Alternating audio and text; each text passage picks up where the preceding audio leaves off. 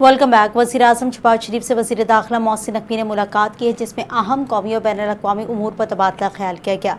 ज़राए के मुताबिक वज़ीर दाखिला मोहसिन नकवी ने अपने हालिया दौरा ईरान से मुतालिक वज़ीर-ए-आज़म को आगाह किया और आइंदा ईरानी क़यादत से मुलाकात के हवाले से मुशावरत की। वज़ीर-ए-आज़म शहबाज शरीफ ने वज़ीर दाखिला को ईरानी क़यादत से मुलाकात के हवाले से अहम हिदायत भी जारी की हैं। मुलाकात के दौरान ईरान और अमरीका के दरमियान जारी मुज़ाकरात में पेशरफ़्त पर भी तफसीली तबादला ख्याल किया गया। वज़ीर दाखिला ने मुल्क की मजमूई दाखिली सिक्योरिटी सूरत हाल पर वज़ीर-ए-आज़म को ब्रीफिंग दी, जबकि अमन अमान के क़याम के लिए इक़दामात पर भी गुफ्तगू हुई। उधर मशरिक़ और वस्ता में क़याम अमन का मिशन जारी है। अमरीका की जानिब से ईरान के मुंजमद असासों के हवाले से अहम पेशरफ्त सामने आई है। अरब मीडिया के मुताबिक वज़ीर दाखिला मोहसिन नकवी आज ईरान का दौरा करेंगे। वज़ीर दाखिला तेहरान में एक मफाहमती याददाश्त तक पहुँचने के तरीक़ों पर बात करेंगे।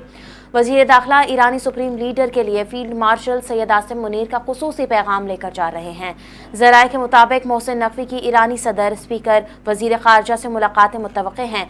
ज़राए का कहना है सदर ट्रंप ने सालिसों का आगाह किया है 60 दिन से ज़ायद किसी किस्म के मुज़ाकरात नहीं होंगे। अब ये ईरान पर मुनहसर है कि वो तेज़ी से जवाब दे। मोहसिन नकवी का दौरा सालिसी की कोशिशों का हिस्सा है। खित्ते की सूरत हाल और कशीदगी में कमी के लिए इक़दामात पर तबादला ख्याल होगा।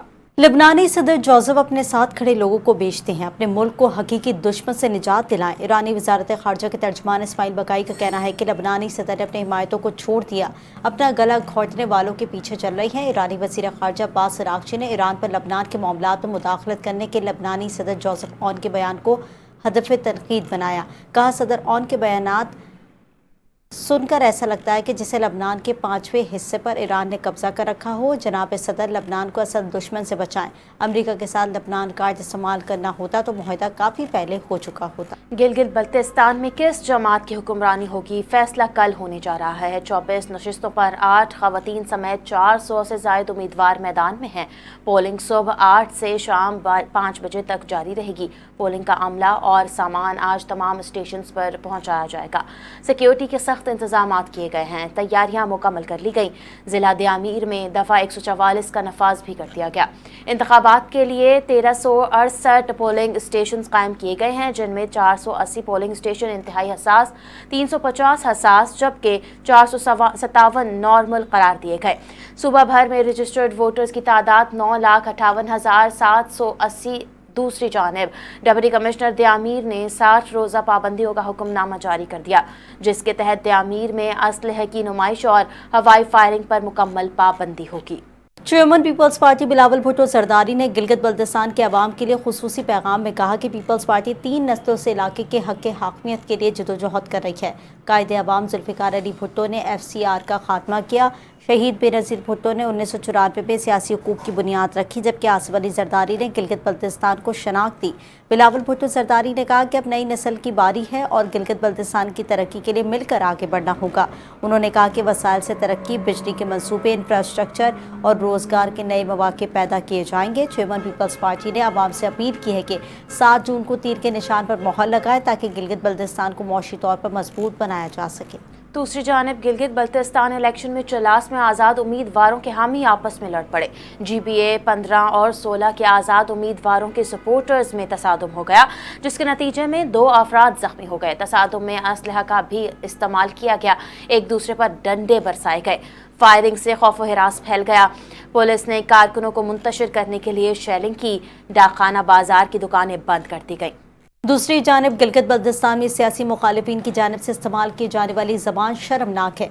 पाकिस्तान पीपल्स पार्टी गिलगित बल्तिस्तान में क्लीन स्वीप करेगी। सीनियर वज़ीर सिंध शर्जील मेमन की कराची में मीडिया से गुफ्तगू। कहा, सफदर अवान की इतनी हैसियत नहीं कि मैं उनको जवाब दूँ। गिलगित में नून लीग के जलसों में अवाम की शिरकत ना होने के बराबर थी और उनके इज्तिमात जलसों के बजाय कॉर्नर मीटिंग्स का मंजर पेश कर रहे थे। उन्होंने MQM को भी तनकीद का निशाना बनाते हुए कहा कि अवाम उन्हें संजीदा नहीं लेती तो हम क्यों लें। कराची पर तनकीद करना आसान है, लेकिन हकीकत यह है शहर में अवाम को तमाम बुनियादी सहूलियात फराहम की जा रही हैं। सिंध हुकूमत हर शोबे में बेहतर कारकर्दगी दिखा रही है। उनका कहना था यूनिवर्सिटी रोड पर जारी तरक्याती काम तेज़ी से जारी है और उसे जुलाई के आखिर तक ट्रैफिक के लिए खोल दिया जाएगा। यूनिवर्सिटी रोड की تعمیر کے بعد شہریوں کو مشکلات کا سامنا رہا، جس پر حکومت کو احساس ہے۔ ادھر مظفر آباد سمیت آزاد کشمیر بھر میں معمولات زندگی مکمل طور پر بحال ہے۔ عوام اپنے روزمرہ کے کاموں میں مصروف ہیں، جبکہ ٹریفک بھی بلا تعطل رواں دواں رہی۔ آزاد کشمیر کے باشعور عوام نے نام نہاد عوامی ایکشن کمیٹی کی احتجاجی کال کو یکسر مسترد کر دیا۔ کہا پورے آزاد کشمیر میں حالات معمول کے مطابق چل رہے ہیں، بازار کھلے ہیں اور لوگوں کو اپنے معمولات زندگی میں مصروف دیکھا جا رہا ہے۔ عوام کا مزید کہنا تھا لوگ خرید و فروخت کے لیے باہر نکلے ہوئے ہیں، جبکہ سڑکوں پر ٹریفک بھی رواں دواں ہے۔ بازاروں میں رونقیں اور ٹریفک کی روانی نے ثابت کر دیا باشعور عوام نے آزاد کشمیر کا امن اور عوام خراب کرنے کی مذموم کوششوں کو مسترد کر دیا۔ جموں کشمیر جوائنٹ عوامی ایکشن کمیٹی کو کالعدم تنظیم قرار دے دیا گیا۔ آزاد کشمیر حکومت کے محکمہ داخلہ نے جموں کشمیر جوائنٹ عوامی ایکشن کمیٹی کو کالعدم تنظیم قرار دینے کا نوٹیفیکیشن جاری کر دیا۔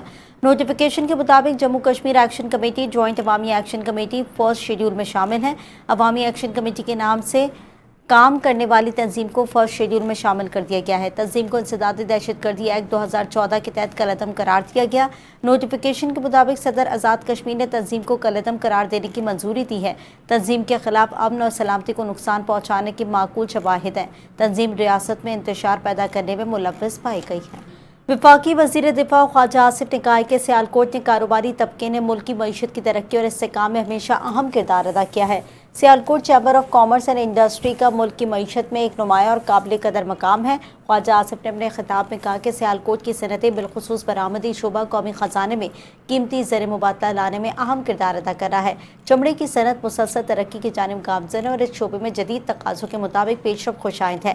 انہوں نے مزید کہا کہ حکومت ملک کے برآمدی شعبے کی حوصلہ افزائی کے لیے مختلف اقدامات کر رہی ہے اور اسپورٹس گڈز کی صنعت سے وابستہ برآمد کنندگان کی خدمات کو قدر کی نگاہ سے دیکھتی ہے۔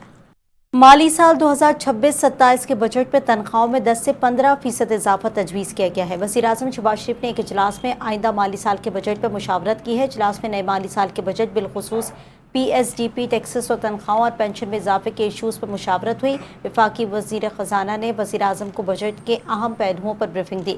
افراط زر کی شرح کے تناسب سے سرکاری ملازمین کی تنخواہوں میں 10% سے 15% کے درمیان اضافے کی تجویز ہے۔ تاہم وزیراعظم کی ہدایت کی ہے کہ متوقع وسائل کی روشنی میں ورکنگ کی جائے کہ ملازمین کو کتنا ریلیف دیا جا سکتا ہے۔ مزید آپ کو بتائیں آئندہ مالی سال 2026-27 بجٹ میں برآمد کنندگان پر 1% ایڈوانس ٹیکس ختم کرنے کی تیاری کی جا رہی ہے۔ ذرائع کے مطابق برآمد کنندگان پر 1% ایڈوانس ٹیکس ختم کرنے سے ایکسپورٹرز کو آئندہ بجٹ میں 60 ارب روپے تک ریلیف ملنے کا امکان ہے۔ آئندہ مالی سال ایکسپورٹرز کے لیے 1% ایڈوانس ٹیکس ختم کرنے پر IMF سے بھی بات چیت ہوئی۔ برآمدات پر 1% ایڈوانس ٹیکس کی وجہ سے برآمد کنندگان کے ریفنڈ کلیمز کلیئر نہیں ہو رہے۔ 1% ایڈوانس ٹیکس ختم ہونے سے ایکسپورٹ کے ٹیکس ریفنڈ کے کلیمز ختم ہو جائیں گے۔ ایکسپورٹرز نے یہ درخواست کی تھی کہ ایڈوانس ٹیکس کی شرط کو ختم کیا جائے۔ بجٹ میں چائے کی پتی، خشک دودھ، ویجیٹیبل گھی پر چون قیمت پرنٹ کرنا لازمی قرار دیا گیا ہے۔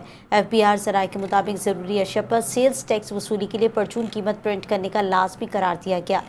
شیرخوار بچوں کے فارمولا دودھ، کیچپ، کوکنگ آئل پر بھی پرچون قیمت پرنٹ کرنا لازمی ہوگا۔ روزمرہ استعمال کی درجنوں اشیاء کو تیسرے شیڈول میں شامل کیا جائے گا۔ بجٹ میں 1 جولائی سے پیٹرولیم مصنوعات پر کلائمیٹ سپورٹ لیوی دگنی کیے جانے کا امکان ہے۔ پیٹرولیم مصنوعات پر کلائمیٹ سپورٹ لیوی 2.5 روپے فی لیٹر سے بڑھا کر 5 روپے کی جائے گی۔ نائب وزیر اعظم اور وزیر خارجہ سینیٹر محمد اسحاق ڈار کی زیر صدارت اہم اجلاس ہوا۔ پاکستان میں سرمایہ کاری کے فروغ اور غیر ملکی براہ راست سرمایہ کاری FDI میں اضافے کے لیے مختلف اقدامات کا جائزہ لیا گیا۔ اجلاس میں سرمایہ کاری کے ماحول کو مزید بہتر بنانے، سرمایہ کاروں کو سہولتیں فراہم کرنے، نجکاری کے عمل کو آگے بڑھانے اور مختلف اداروں کے درمیان مؤثر رابطہ کاری کو فروغ دینے سے متعلق امور پر تفصیلی غور کیا گیا۔ اس موقع پر اسحاق ڈار نے حکومت کے اس عزم کا اعادہ کیا کہ پاکستان میں شفاف، قابل پیش گوئی اور کاروبار دوست ماحول فراہم کیا جائے گا تاکہ ملکی اور غیر ملکی سرمایہ کاروں کو فروغ ملے اور معاشی ترقی کی رفتار تیز ہو۔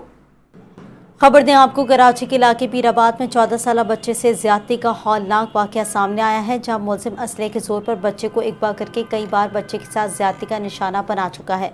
बच्चे का वीडियो बयान NTN न्यूज़ ने हासिल कर लिया है। आपको एक बार फिर अपडेट करें, कराची के इलाके पीराबाद में 14 साल बच्चे से ज्यादती का हौलनाक वाकया सामने आया है, जबकि बच्चे का वीडियो बयान भी सामने आ चुका है। सैर खान हमारे साथ मौजूद है। सैर, अपडेट कीजिएगा।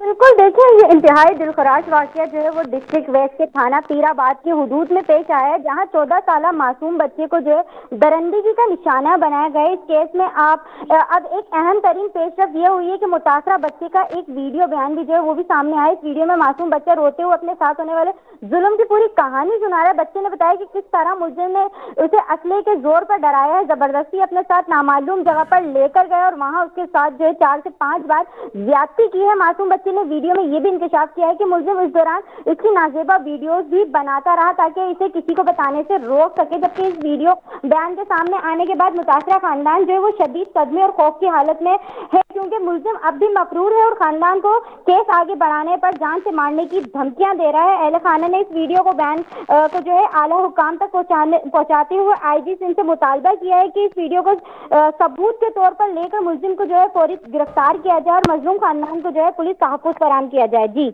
नशियात केस में गिरफ्तार मुलजिमा अनमोल और पिंकी ने दौरान तफ्तीश वॉइस नोट की तस्दीक से इनकार कर दिया। मुलजिमा के इनकार के बाद तफ्तीशी अफसर ने जुडिशल मजिस्ट्रेट जुनूबी से जेल में मुलजिमा की आवाज़ का नमूना रिकॉर्ड करने के लिए इजाज़त तलब कर ली है।